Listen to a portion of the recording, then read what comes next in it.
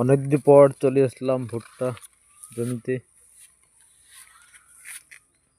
ভুট্টা অনেক বড় হয়ে গেছে। এই যে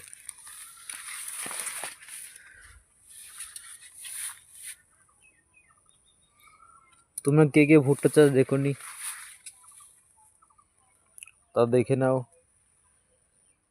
এবং কমেন্টে জানিও কোত্থেকে দেখছো। এই দেখো কত বড় কলা আছে, সব ভুট্টা আমাদের এগুলো। এই যে